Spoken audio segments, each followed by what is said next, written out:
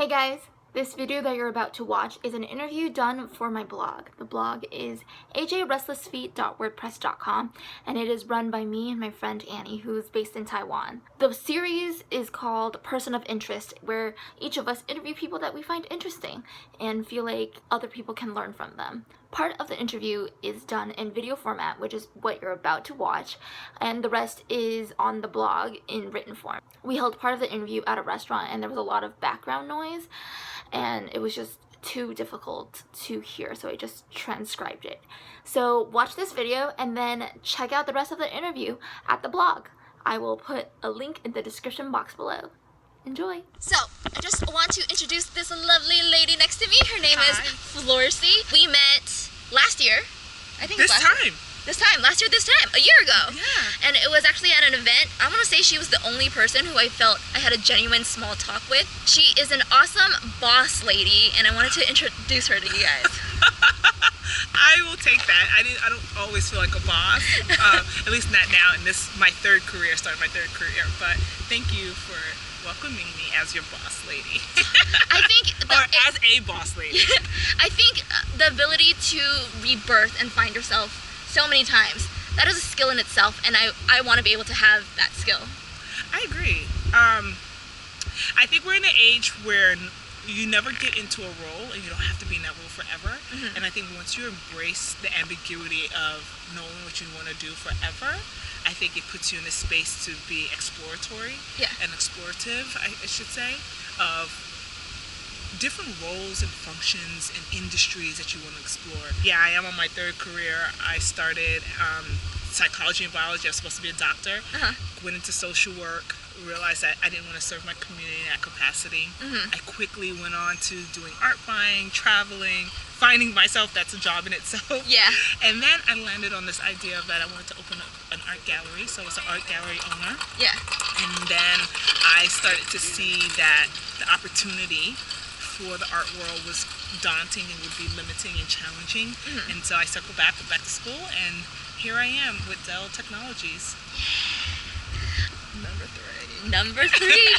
We were briefly talking about, like, she was asking me about the blog, and you mentioned something about, like, self-identifying. You can identify yourself however you want to be. Recently, I've had an idea where I want a business card for myself, not attached to any company, but for myself. What do you think about that? I think, okay, first of all, a business card is boss, just your name and your number, right? It's like it. Yeah. Like, if you want to email, great. That's just another layer of communications, right? So that's fine. I think you should do it. A business card could be also limiting if you try to put a title, right? Because the whole idea is that today, Juliet maybe want to be the blogger. Yeah. Tomorrow, she may want to be the sous chef, Juliet, right? Yeah. And then there's another day you maybe want to be the workout fitness. So is there a title that can encompass that? I usually think no. But in terms of self-identifying, I think that is something that's really important, because I think that there are a lot of times that we feel like there's this, there's two things. One, let's start here. I opened my gallery with no business degree, no arts degree. This is a passion to say, I want to sell and educate people about art. I didn't get caught up on it had to be a gallery. It was a Viva Art Collection. I didn't have to get caught up on that I was not a curator or that I wasn't academic trained. I just did it. Yeah. And I think that we're now in a world where you can just try it and do it. There's less limitations around being who you want to be. But I also believe that we can redefine what that means to us. Yeah. So for me, as an art gallery owner, I was an art gallery owner. I was also a curator. I did a lot of marketing and media. I served in multiple functions, including the accountant, the dishwasher, the wine pourer, whatever it took to make my business successful. But I think that it's no more of these limitations of you have to do something in a traditional step-by-step. We're now in an age where you can create your own success, your own validity. School doesn't define your success any longer. You know, a job doesn't define with the recession. Money doesn't define your success or who you are. So I do truly believe that you can self-identify, you can own it, you can be it. Yeah. We're now where there are a lot of people that feel like, I forget the exact terminology, where they feel like they're faking it. Imposter syndrome. Imposter syndrome. And so I think that is the opposite, right, of trying to self-identify, where you feel like you're you look at things from a tangent, and the other side of that is self-imposter syndrome. But I think we're also in an age too, right, where you do something enough, Yeah. you build your credibility, you build your name, you build your own confidence. And I also believe that if you're not doing a good job, people are going to tune out, not listen to you, not allow you to continue to just claim this thing if you're not able to be able to succeed at it. So within self-identifying, yeah, I said I wanted to go into the technology field with not as a technologist, right? But finding a role in a space for me within that. And I thank God I don't feel an imposter syndrome because I'm also confident in my competence and in what I want to do. But that is the only bad side of self-identifying, is that once you get there, will you be confident enough to stay there and be successful in that space? Do you still have the creativity to keep pushing through and innovating and coming up with other opportunities and growing the pie and growing the space? That's it. So, who is Florcy? That's the hardest question. Yeah. I'm glad we got the tough questions out the way. Yeah. Who is Florcy? Florcy is a Haitian American. I am. Oh gosh. I was gonna say my age, and I'm now getting to a point where I think I want to stop telling people my age, but I think it's important because I really feel like I look younger than I really am, and my experiences are really a lot, and I don't want to deny that. So I am 36 years old. I'm new to the Boston area. I am a former entrepreneur, now senior project manager for Dell Technologies. I'm playing and having fun in the strategy operations world. I'm looking forward to reviving the sales side of me and spirit within me. Yeah. Beyond that, I am a daughter and a sister and an aunt. So my mom came to the United States with me when she was pregnant. I was her hope baby, her dream baby. And I grew up in New York. I have 4 other siblings, 3 sisters and a brother. I'm the 4th in that line. I'm excited about life. Yes. I would love to experience all that the world has to offer. Some would say, and this is where we get to what people think, I'm a little bougie, but I believe I can, because I'm Haitian, I can go from dirt roads, and I love traveling all the way to marble floors.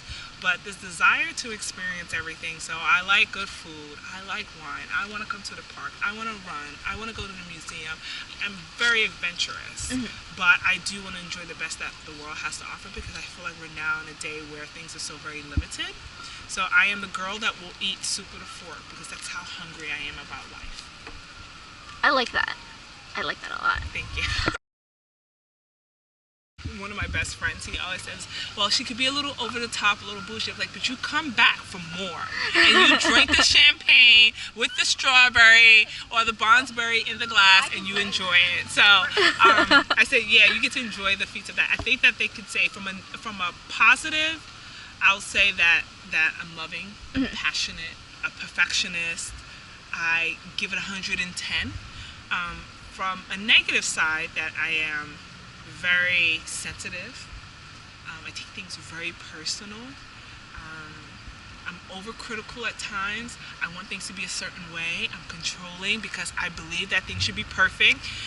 Although I know perfect doesn't exist, but I want to create the best experience. And so I try to control everything that I have control over, because there's a lot that I don't. Yeah. So, but I think my friends that love me, they love me with all their heart. And the people that I work with, they're really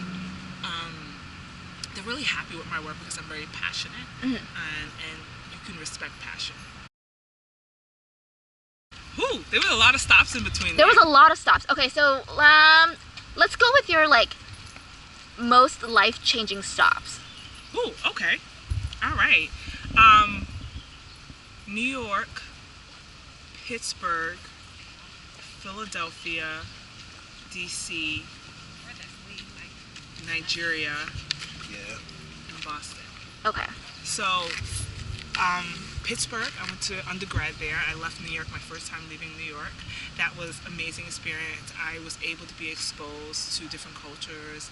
Being in New York, you're sometimes surrounded by your own culture, and it's crazy that I did not experience a lot of diversity. So I actually had the opportunity to go to a Catholic university, small university, and I got to see another side of the world, and that was really empowering for myself to understand, oh, the world is much bigger than New York City, although you think because New York City doesn't exist everywhere. Yeah. So I really needed to see that. I got my undergraduate degree there. I would later go to Philadelphia where I opened my business. I did not know what I was going to do when I moved to Philadelphia, but I would spend 8 years cutting my teeth in Philly. Wow. Yeah, and I was really well embraced for what I wanted to do there. I don't think I could have gone to any city in the world as a 26-year-old and opened an art gallery in the gallery district and have the success that I've had.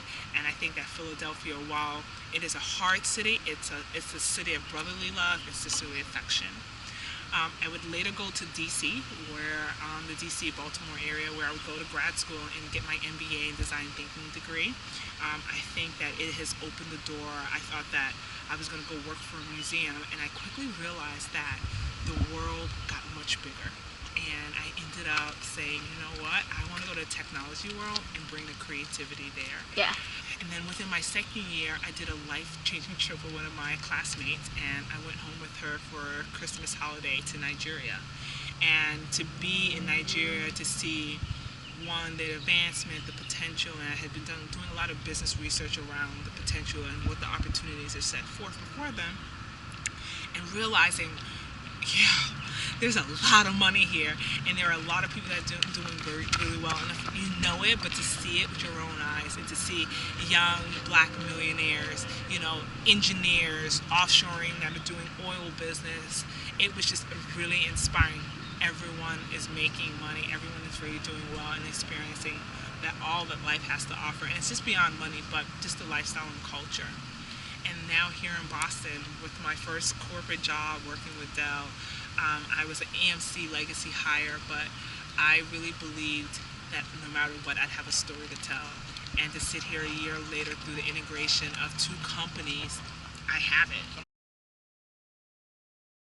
I've used it, but no, I don't think that I've made a huge impact. It has been a buzzword and people have been using it. I just recently became a Scrum Master, and one of my mentors, who doesn't know that he's my mentor, Brian, he said, when I was becoming a Scrum Master, he says, don't get caught up on the ceremonies, which is the meetings. Don't get caught up on the terminology. Bring the essence in. And the essence really for, being a Scrum is, people over process, deliver a working product, be collaborative, be customer focused, right? And so similarly for design thinking, it's being inclusive of all thoughts. Going through a process of being, brainstorming, narrowing down, then doing some prototyping, and then really focusing on defining what is the problem for your user.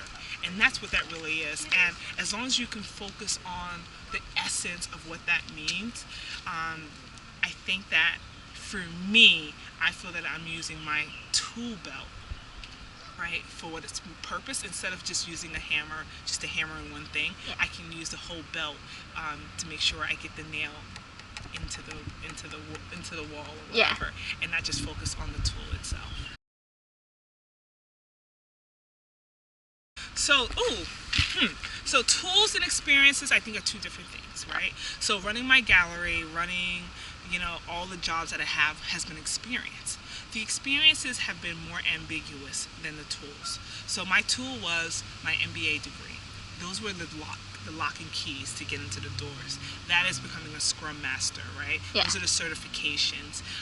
The tools, I had to be more intentional about them because some of these tools are costly. And they were not without thought, although they did have some coincidental pathways to it, right? And storyline to getting there. But I think that tools, because it's hardware and because it's something that is usually validated, it's something that is going to give you the credentials, it is something that is very intentional. It's something that I usually have to fight really hard for and really work for. Whereas the experiences, it's just being open to walking, right? But walking through the door and doing the work, whereas the tool will open the door for you. Okay. I like that. right? So both intentional, but more ambiguous because you don't know what you're going to get through the experience, but you know what you're going to get. As an MBA, I knew I was going to get a good job, Yeah. right? As a Scrum Master, I know I'm going to gain a skill set to be able to say, you know, I can lead a team, an agile team. As a design thinker, I know I can be creative, have the ability to do something, right? The experience is saying it's the competence, the capacity, and the willingness. The experience is the willingness. The tool is the capacity. Sorry, I had to break that down. No, long, but I like it when you do that because it simplifies these abstract things into more things that I can actually relate to. So like next time I'm going to brush up on my resume, I'll be thinking about what's in my tool belt. And that's actually a better way to think about it. Yep. Yeah. Let's go to Philly. All right. So I had one of the smaller stops on the way is I had moved to California with one of my ex-boyfriends, who was still my best friend. We've been friends for over 17 years. And he went to do a tour. We were living in California together. He went to go do a tour overseas, and I just didn't want to stay in California by myself. But coming from living in such a non-diverse city by this time, being California did not look like me. Yeah. I wanted to go to a city that did, and so my choices were, I had a lot of choices at the time, but it was New York, Boston, Philly, Miami, and Washington, D.C. I thought Boston was culturally not diverse enough. New York was way too expensive. Miami was too much of a party city. I was starting to get over it. Mind you, I was about 25 at the time, but I was starting to get over it. No, I was 26. I was starting to get over it. So my last two choices that I was left with was Washington, D.C. and Philly. And I felt like Philly was closer to home, which was New York. It had an international airport, so I settled in on Philly. Totally random. Didn't know what I was going to do. Had money saved up, and I was doing retail buying at the time, but didn't really have a career. I was just on the limb. This is a really cool story. This is a story that I tell people all the time. So, the word that I was looking for earlier was serendipitous. Okay. I'm a very true believer of God, and I feel like while I kind of sometimes say, I don't call it luck because I feel like it's serendipity or it's coincidental, but it is God responding to my dreams and aspirations and placing those opportunities, right, in front of me, and then it is for me to work at it, walk through the door, open the door, go for it. So, my sister invited me, right, to go to Panama with her. She's a very devout Christian, and she wanted to go to Panama. She was going to go visit the Black Christ, and he's a saint in Panama. And she believes that this saint, if you pray to him, he will tell you how to, whatever you want, he'll help you get it. And at this time, I felt like I was really good at a lot of different things, but I didn't know what I wanted to do. So we talk about self-identifying and figuring it out. Once I figured out I didn't have to do it all at once, and whatever I picked wasn't forever, I'd be fine. So I said, help me find what I wanted to do. And so I think he planted the seed then during this trip. This is the only logical story that I have, and so I believe, and this is the story that I retell. So a day later, 2 days later, we go to this arts bazaar, and this woman is selling art, and it's Haitian paintings rolled up. And so my sister buys 2 paintings, she buys me one, I buy myself one. It's rolled up, it's beautiful Haitian art, and it's not that expensive. And I was just like, oh, okay, great. So I get home, this was probably like March, April. Get home, get my pieces framed, hang them up. I'm in Philadelphia at this time. Don't think nothing of it. And one day, clear as day, it could have been light bulbs, fireworks, chachangas, everything you can imagine was like, Florcy, you should open an art gallery. Whoa. It was clear as day. And so this was probably in July. Wow. Didn't think about it. And one day I was just like, I want to open an art gallery. This is in July.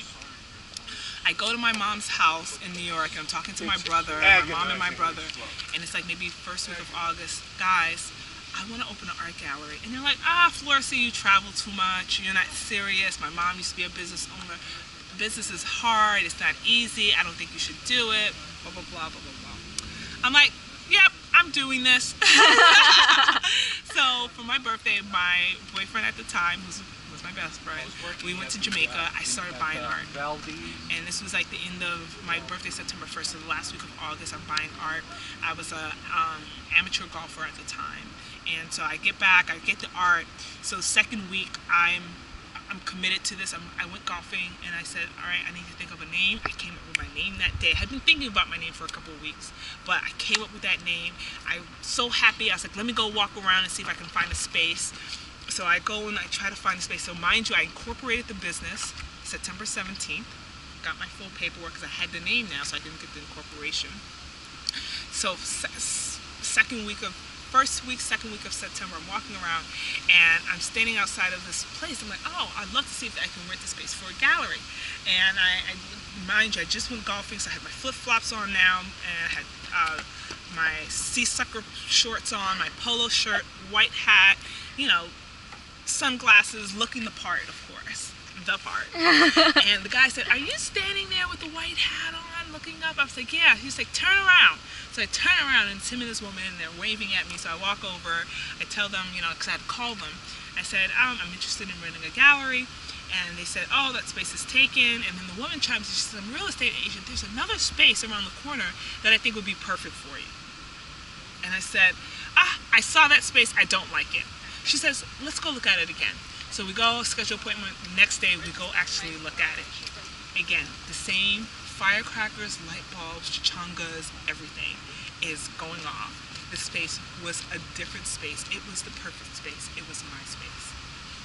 I signed the lease for the place in October. I did not have any art still. I go to Haiti middle of October, buy art, bring it back. I'm ordering stuff from Jamaica, from Africa, some carvings. I grand opened November 17th. I had a soft open November 1st and grand opened November 17th. That's really quick. Wow. And so I don't talk about the people that came in between to help me. And I just shared what I was doing. So I found someone that could help me do the design work, help someone find me the logo, the website, incorporate the business, market the event. And I would go on to have a successful 8-year business of influencing cultural art from all over the world, telling the story of people and cultures through art, dispelling all the negative connotations that you thought, and really saying that there is power in art, and using art as the medium to have conversations around politics, do fundraisers, have discussions, sell art, create opportunity, economic opportunities. Art was my world. Although I honestly felt like I could have sold any widget, art was a widget that I needed to sell to bring me and bring everything full circle. That's crazy. Do you want to introduce him? Okay, so Merge is a good friend, my fraternity brother, peer mentor, my Haitian brother, and beyond what he is to me, to the community, he's a photographer, he's an IT professional, uncle, a son. He's a professional community advocate and leader, and he's so dope. So let me tell the story. So George and I have known each other since undergraduate, 2003. He was pledging a fraternity, Omega Psi Phi, which is my sister brother fraternity, Delta Sigma Theta sorority. I was his big sister, and I almost got him in a lot of trouble out of love, right? Because I wanted to take care of him, and I almost tried to kidnap him so that I can give him all he wanted. I could feed him with food and drinks and take care of him, but he got in a lot of trouble. He was so smart. He didn't get in my car. That was when our friendship started, and we've been like this ever since. He would later come to Philadelphia. He's still in Pittsburgh. He was doing the IT thing at the time.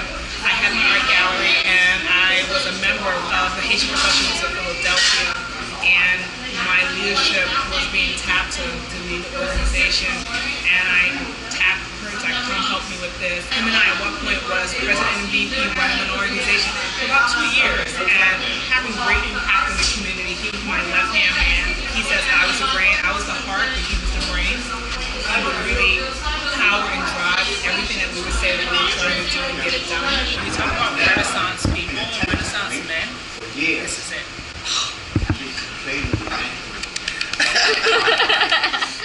Thank you. That's an awesome introduction. She has one of the strongest personalities I've met, which is great because for me, I'm drawn to people of strong personality, strong will, because it only drives me to be better. Not too many people are willing to tell her when she was wrong or debate the facts or debate the issues. And sometimes we didn't necessarily see the end path. We were always willing to listen to each other.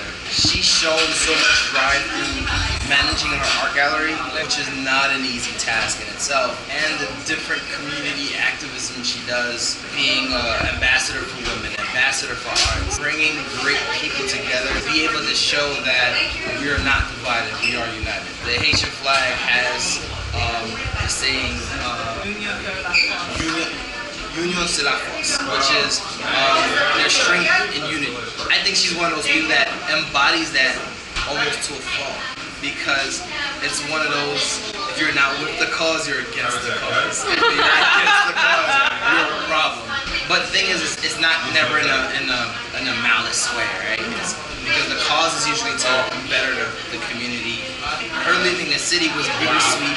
She didn't realize within a short period of time how much of a staple she was. Her last event, she had Lorena Bell, the mayor's wife, congresswoman, the who's who of Philadelphia and Pennsylvania came to her closing ceremony. 7 years, 7 days of events. To really highlight how much of an impact she had on people. To the point where all of these dignitaries were crying as they were giving speeches to thank her for her contribution. Why are you embarrassing me? So that says how much of a hard worker she is. That shows her level of commitment. She may be strong-minded and she may be very, very opinionated. She may be very stubborn, but it's always in a selfless place. Alright, that is the end of the video portion of the interview. If you want to read the rest of the interview, definitely go to the link in the description box below. It is at ajrestlessfeet.wordpress.com, and you can enjoy more Florcy and Purge. We're talkers, so you let us talk, we'll keep going. Yeah.